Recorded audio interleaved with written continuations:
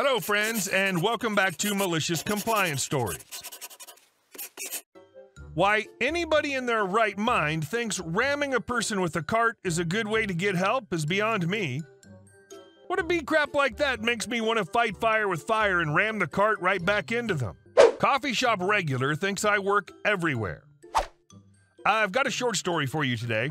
For context, I work full-time at a coffee shop in my neighborhood. Because I live closer than any of the other managers, I'm the one that gets called if there's an emergency that needs fixing. It's also my local coffee shop, so chances are you might see me there on a day off. All in all, the running joke among customers and coworkers is that I live there and sleep on a cot under the sink.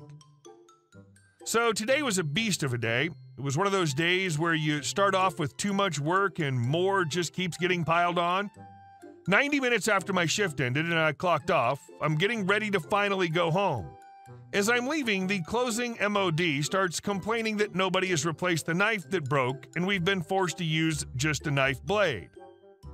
I decide I'm going to swing by the 99-cent store a half-mile down the street and grab a new one, because if I don't, we'll keep using the blade until it gets lost. So I pop in my headphones, let my hair down, put on some sunglasses, and try to get this over with as quickly as possible so I can go home and take a nap. I get to the store and make a beeline for the kitchenware. Not even 2 seconds after I get in the aisle, sunglasses and headphones still on, this short old biddy rams her shopping cart into me. I look over and recognize her from the coffee shop. She's not a regular whose name I know, but I could tell you her drink the second she walks in. She says something to me which I can't hear because of the headphones, so I pause my podcast, pull one bud out and go, "I'm sorry, can you repeat that?" "I said, are you working right now? I need your help finding something." Well, first of all, lady, every other employee is in a blue polo with the company's logo on it. I'm standing in front of a shelf wearing bright red flannel with sunglasses and headphones. Does it look like I'm working right now? Second of all, you know me. We interact often at my job. The job I'm at all the time. In what world would you think I'm working here? I'm pretty sure she just saw me, thought, "Hey, there's the customer service robot I use all the time. Let me get it to help me find the paper towels." Edit, because apparently it's unclear, I told the old crone that I don't work there. She said, "Oh," and moved on without uttering another sound. I was just taken aback by the whole situation. And our second story. Loud party until 5 a.m.? Enjoy the pack howling. So I got these super annoying neighbors across the road. I live in a rather quiet area, mostly elderly people, but the family across the street are this young couple with their 3 kids. They're all horrible, but that's another story. The neighbors like parties as often as possible, gladly on weekdays too, and they always have their parties outside.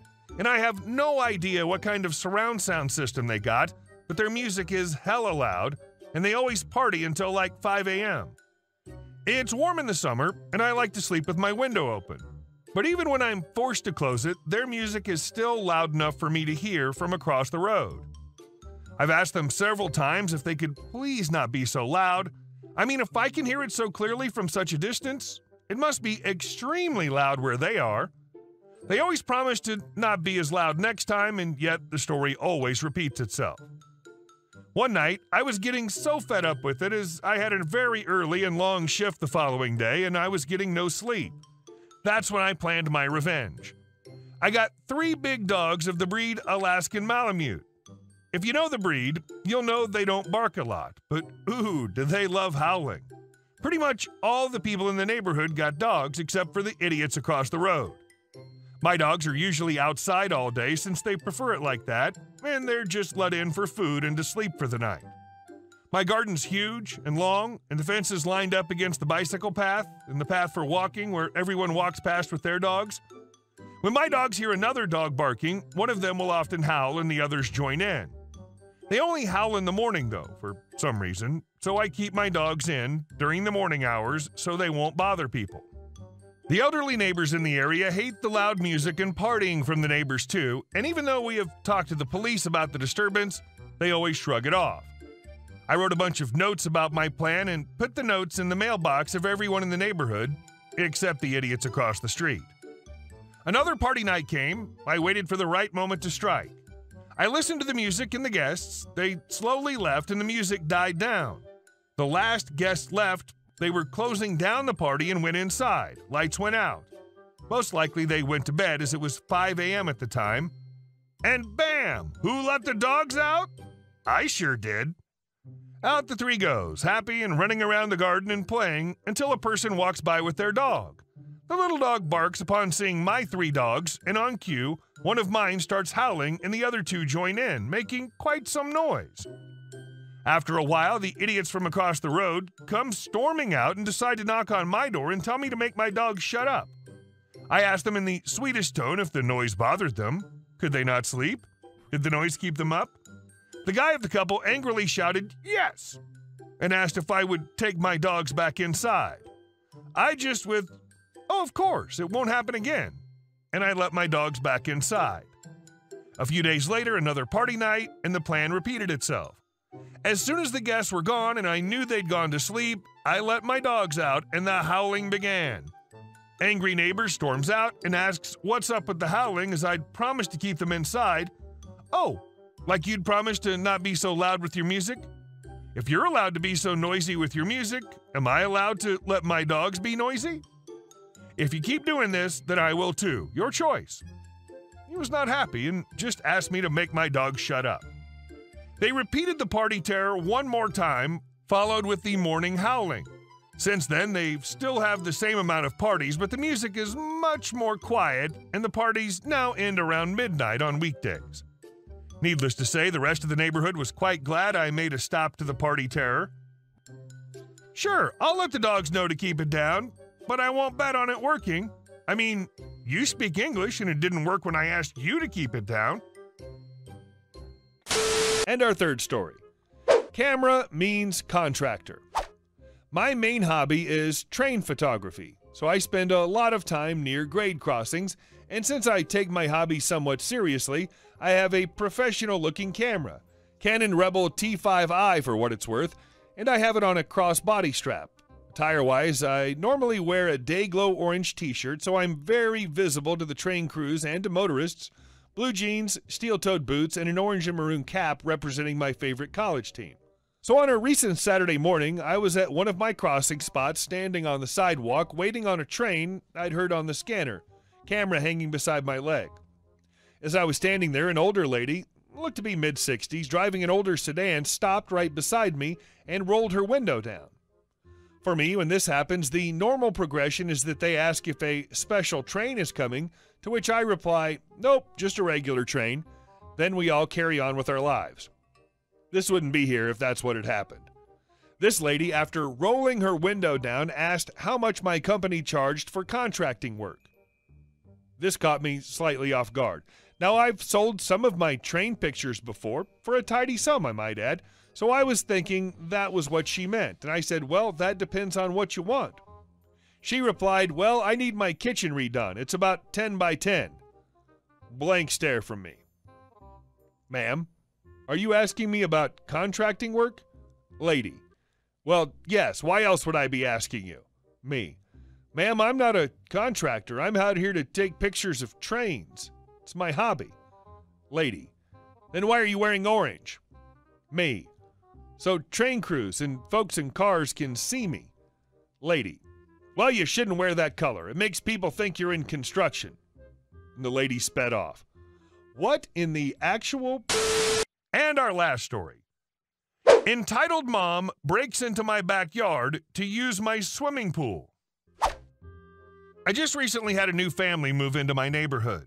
The neighborhood is relatively small and close-knit, the kind of neighborhood where everyone knows each other and we generally all get along well. We have big block parties and shoot off fireworks together on holidays.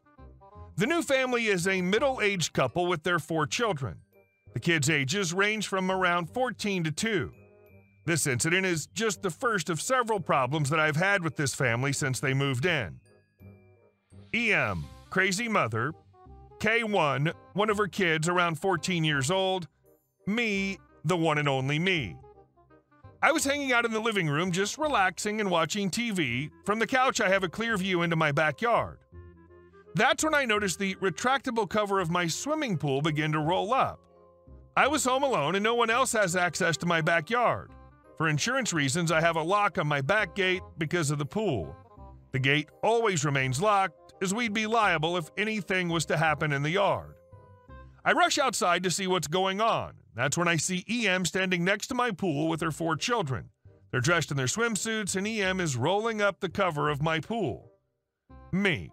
Excuse me, what do you think you're doing in my backyard? EM. My kids have been well behaved today and they want to go for a swim. I saw that you have a pool, so we're going for a dip. Me. This is not a public pool, EM, and you're on my private property. I need you to get out of my backyard now. I never told you that you're allowed to come on my property without permission. EM. Who the hell do you think you are? It's a very hot day and my kids want to go for a swim, and they will. Me. Not in my private pool, they will not. How did you even get in my yard anyway? The gate's locked. EM. F off. In my old neighborhood, we did this all the time. My kids are going for a swim now, and you will not even know we're here. You're just being selfish, and I will not allow my babies to suffer because of your bad mood. Me, now angry. I will not ask again, EM. You either get the hell off my property now or I'll call the police. You are not using my pool, and that is final. EM finally gets the cover off. Okay, kids, jump in. Don't listen to this stupid bee. K1. Yeah, you stupid bee. We're going for a swim now, and you can't stop us. Me. That's it. I'm calling the police. EM now sees that I'm serious and tries to reason with me. EM. You would really not allow 4 kids to go for a swim on a hot day? What kind of heartless person are you? Let us just go swimming for an hour and we'll leave. Don't you want to be a good neighbor to us? Me. No, I do not. You just broke into my backyard without permission. Please get off my property now. EM starts to mumble something to her kids, and then she grabs her 2 youngest kids and starts to walk out of my yard. I then turn around to see her 2 oldest boys standing by the pool. I start to walk over to tell them to go with EM, and that's when I see what they're doing. The 2 oldest hellspawns are peeing into my pool. K1, maybe that'll teach you to be a better neighbor, you stupid bee. Me, grabbing the arm of the 2 oldest and pushing them out the gate. Get the F off my property, you disgusting little craps. EM, don't you dare lay a hand on my babies or I'll call the police on you. Who do you think they will believe, a good mommy or a pathetic little bee like you? You just got what you deserve. Enjoy swimming in your pee pool. They then all walk off laughing as they went back to their house. I was in complete shock and I didn't know what to do. I now wish I called the police after this first incident, but I sadly did not, and things have since escalated with this family. Remember how I said that I had a lock on the gate? I later found it broken on the ground. I have no idea what they used to smash it, but they were successful. I've since purchased a much more heavy-duty lock. Hey guys, thank you all for watching the video. I'll see you in the next one.